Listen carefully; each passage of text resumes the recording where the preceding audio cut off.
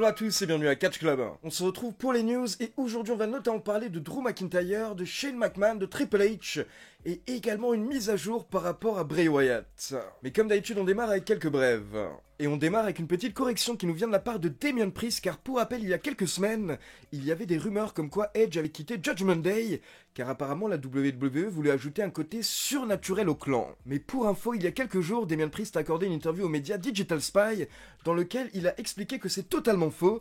En effet, Damien Priest a expliqué qu'il y a quelques semaines, il y a bien eu des réunions avec Judgment Day et Vince McMahon, et tout le monde était d'accord pour ne pas ajouter le côté surnaturel au clan, que ce soit les membres de Judgment Day, mais également Vince McMahon, donc au final, tout le monde avait refusé le côté surnaturel, et ce n'est pas la raison pour laquelle Edge a quitté Judgment Day.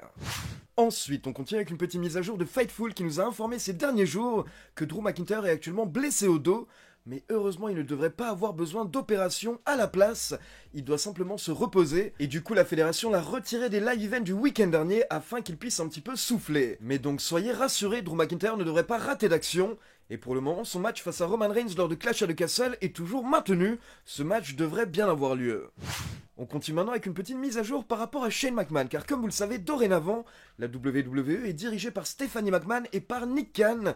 Et beaucoup de personnes se demandaient si Shane McMahon allait effectuer son retour. Et il y a quelques semaines, plusieurs médias américains avaient déclaré qu'apparemment ce ne serait pas le cas, car les relations entre Shane McMahon et Stephanie McMahon seraient apparemment tendues. Et bien cette semaine, il y a un journaliste qui a demandé à l'ancienne superstar et l'ancienne officielle Road Dogg si Shane McMahon pourrait effectuer son retour.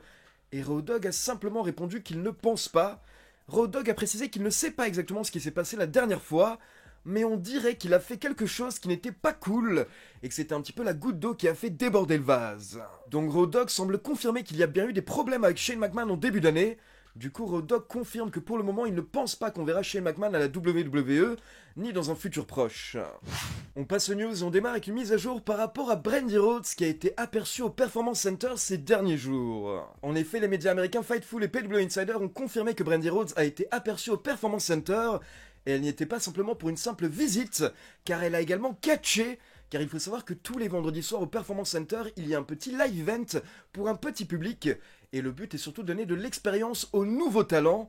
Et donc apparemment le vendredi 12 août, il y a quelques jours, Brandi Rhodes a eu un match contre un jeune talent féminin. Et ce n'était pas la première fois que Brandi Rhodes était au Performance Center ces derniers jours. Donc forcément, ça nous laisse penser qu'il y a des rapprochements entre la fédération et Brandi Rhodes, mais pour le moment, les médias américains ne peuvent pas confirmer que Brandi Rhodes a signé ou va signer avec la WWE. Pour le moment, nous n'avons pas d'infos par rapport à sa potentielle signature. Ensuite, pour ceux qui ne sont pas au courant, il faut savoir que la semaine dernière, nous avons le clan Hydro qui a effectué son retour du côté de SmackDown, mais sans Isaiah Scott. Car pour rappel, dorénavant, Isaiah Scott est à la AEW sous le nom de Swerve Strickland. Et le week-end dernier, nous avons le membre de Hydro, Top Dollar, qui a effectué une petite interview auprès de Busted Open Radio, et il a donné plein d'infos par rapport à son retour. Déjà, il expliquait que quand Hydro a été viré il y a 9 mois, il est resté en contact avec Triple H et il continue à lui envoyer des petits clips de ses matchs sur le circuit indépendant. À côté de ça, Top Dollar a tenu à préciser qu'à la base, Hydro était simplement l'équipe Top Dollar et Ashanti The Adonis avec B-Fab, et qu'à l'époque à NXT, c'est Triple H qui a pris la décision de rajouter Isaiah Scott. Mais avant ça, Triple H avait tout de même déjà vu le clan fonctionner uniquement à 3. Donc Triple H savait que le clan pouvait fonctionner même sans Isaiah Scott. Et donc Top Dollar nous explique que d'après lui, quand Triple H a pris le pouvoir au niveau du booking, Triple H voulait ramener ses gars, ses protégés, et c'est pour ça qu'il a décidé de ramener Hydro. Donc directement, Triple H a envoyé un petit message à Top Dollar pour lui demander comment va le groupe. Et donc il y a environ 2 semaines, Triple H les a contactés pour savoir s'ils étaient disponibles. Puis la semaine dernière, ils ont passé leurs examens physiques et ils ont signé leur nouveau contrat avec la WWE. Mais le plus intéressant, c'est que Top Dollar nous a dévoilé ce que Triple H lui a dit afin de le convaincre de revenir. Et donc apparemment Triple H lui a dit « Écoute, je ne sais pas ce qui s'est passé avant, à l'époque, et en toute honnêteté, je m'en fiche.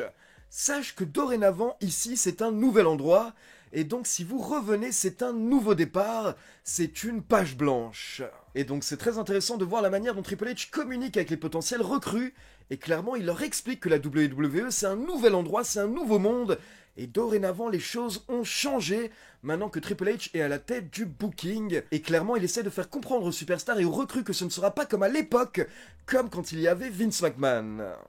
On continue maintenant avec une petite mise à jour par rapport à Johnny Gargano, car comme vous l'avez vu ces dernières semaines, on a pas mal de retours, que ce soit à Raw ou à SmackDown, et du coup tout le monde se demande si Johnny Gargano va revenir à la WWE, sachant qu'il est agent libre à l'heure actuelle.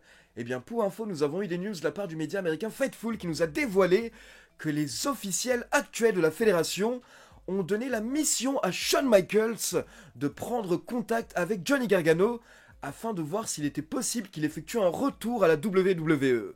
Donc à l'heure actuelle, apparemment, Shawn Michaels serait en train de négocier avec Johnny Gargano, il tente de le ramener, mais par contre les médias américains nous précisent qu'ils n'ont aucune information par rapport aux discussions entre Gargano et Shawn Michaels à l'heure actuelle.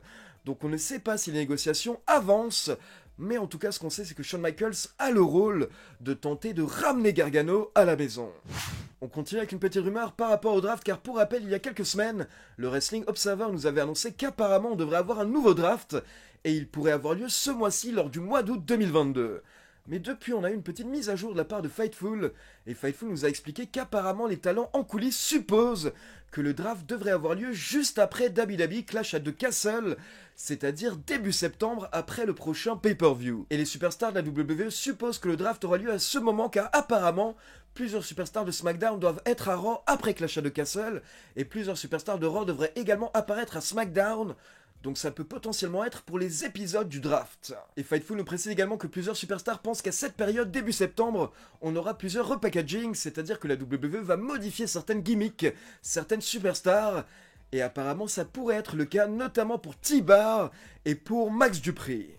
On enchaîne avec quelques rumeurs qui nous viennent du Wrestling Observer par rapport au prochain pay-per-view, et on démarre avec Clash at the Castle, car plusieurs fans supposent que Karrion Kross va être ajouté au match entre McIntyre et Roman Reigns lors de Clash at the Castle, mais d'après le Wrestling Observer, ce ne sera pas le cas. Donc apparemment Karrion Kross ne devrait pas être ajouté au main event du pay-per-view de septembre, mais à côté de ça, il faut savoir qu'en octobre, on a également le pay-per-view Extreme Rules, et encore une fois, le Wrestling Observer nous précise qu'on ne devrait pas avoir Roman Reigns contre Karrion Kross à Extreme Rules, car normalement Roman Reigns ne devrait pas être booké pour le pay-per-view extrême qui aura lieu en octobre. Donc selon le Wrestling Observer, pour Extreme Rules, on devrait plutôt partir sur Karrion Kross contre Drew McIntyre en main event, et par contre on pourrait avoir Karrion Kross contre Roman Reigns pour les deux titres, ou pour un des titres, mais si ce match a lieu, ce sera plutôt lors du Survivor Series en novembre, ou alors lors d'un simple show télé lors d'un épisode de Raw ou de SmackDown, selon Dave Meltzer. Donc affaire à suivre par rapport à Drew McIntyre, Roman Reigns et Karrion Kross, mais en tout cas j'espère au moins que Karrion Kross aura un match à Clash at the Castle. On continue maintenant avec une mise à jour par rapport à Bray Wyatt, car pour info ces derniers jours nous avons le média américain Fightful qui a mené une petite enquête auprès de toutes ses sources, et donc il y a pas mal d'infos qui sont ressorties. Et donc la première info qui est ressortie, c'est que maintenant que Triple H est à la tête du booking, il y a plusieurs personnes en coulisses qui pensent que Bray Wyatt pourrait revenir, car Bray Wyatt avait apparemment surtout un problème avec Vince McMahon. En effet, les sources en coulisses nous indiquent qu'apparemment Vince McMahon n'en pouvait tout simplement plus de Bray Wyatt, et il ne l'aimait pas personnellement. Les sources de Fightful précisent qu'apparemment Vince McMahon n'hésitait pas à se moquer du poids et du physique de Bray Wyatt en coulisses devant tout le monde. Et apparemment la raison pour laquelle Vince faisait ça, c'est que Bray Wyatt, lui, de son côté, se plaignait souvent des scripts et des scénarios des officiels, et Bray Wyatt n'était pas content du manque de direction de son personnage, mais du coup ça ne plaisait pas à Vince McMahon, et Vince commençait à trouver que Bray devenait beaucoup trop difficile, car Vince n'aimait pas qu'on remette ses scripts en question. Le problème, c'est qu'apparemment les sources expliquent que Bray Wyatt était quelqu'un de très simple, et que quand quelque chose était de la merde, bah il disait clairement que c'était de la merde. Et apparemment l'un des plus gros points de frustration pour Bray Wyatt, c'était WrestleMania 2021, où je le rappelle, il devait affronter Randy Orton, et apparemment la veille du match, le finish a été modifié, car à la base c'était Bray Wyatt qui devait remporter le match, mais au dernier moment les plans ont changé, et donc forcément ça a beaucoup frustré Bray Wyatt, car il a vu que la WWE n'avait aucune idée par rapport à son personnage, et justement les sources de Fightful confirment qu'en effet, Vince McMahon n'avait aucune idée de quel était l'objectif final de la storyline avec Bray Wyatt, Alexa Bliss et Randy Orton. Et Fightful précise qu'à la base, à WrestleMania 2021, Bray Wyatt était censé remporter le match, et derrière Randy Orton devait s'absenter pendant quelques mois afin de se soigner, de se reposer, et au final c'est exactement l'inverse qui est arrivé. Bray Wyatt a perdu et c'est lui qui a disparu. À côté de ça, Fightful précise qu'à l'heure actuelle, personne ne connaît la vraie relation entre Bray Wyatt et Triple H, mais ce qui est sûr, c'est qu'en tout cas, c'est une page blanche, donc ils peuvent repartir de zéro. Il n'y a pas, on va dire, de soucis entre les deux, apparemment. Et enfin, l'information la plus importante dans ce rapport de Fightful, c'est que le média peut nous confirmer qu'il y a eu des discussions en coulisses ces derniers jours au sein de l'équipe créative, et l'équipe créative a proposé le retour de Bray Wyatt. Donc la WWE et l'équipe créative parlent en coulisses d'un potentiel retour de Bray Wyatt. Ils commencent à l'envisager, à l'imaginer. Maintenant, la grande question, c'est est-ce qu'ils ont contacté Bray Wyatt et est-ce qu'ils lui ont proposé? Car Fightful précise qu'il faut savoir que ces derniers jours, l'équipe créative a proposé plein d'idées et plein de retours. Donc ça ne veut pas forcément dire que Bray va revenir, mais en tout cas, ça nous montre que c'est de plus en plus possible.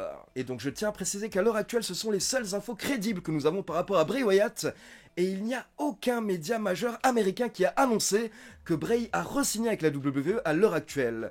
Vous avez par contre pas mal de fake news qui tournent en ligne, donc je vous conseille de faire très attention pour le moment. Par contre, clairement, on sent qu'il y a un rapprochement entre la fédération et entre Bray. Et à côté de ça, si je peux donner mon avis personnel, je pense que les petits indices qu'on voit du côté de Raw, notamment par rapport à Dexter Lumis, ont peut-être un petit lien par rapport à Bray. Par exemple, lundi dernier, on a vu une poubelle en feu, et on a également vu une main qui avait un gland qui était clairement... Et on a également vu une main qui avait un gant qui était le gant de Dexter Lumis. Mais clairement, la WWE sait très bien que les gants de Dexter Lumis ressemblent à ceux de Bray Wyatt. Et à mon avis, c'est totalement fait exprès, c'est fait pour faire douter les fans. Car la WWE sent qu'ils vont potentiellement bientôt ramener Bray Wyatt. Mais ça, comme je vous l'ai dit, c'est seulement mon avis, c'est une supposition de ma part. Je pense que la WWE prépare quelque chose, mais tout ce qu'on peut faire à l'heure actuelle, c'est croiser les doigts. Donc voilà, c'est tout pour les news, et maintenant c'est à vous, n'hésitez pas à laisser vos avis dans les commentaires. Et comme d'habitude, n'oubliez pas de liker la vidéo, de vous abonner à la chaîne et de cliquer sur la petite cloche pour être informé de la sortie des prochaines vidéos. Ciao tout le monde!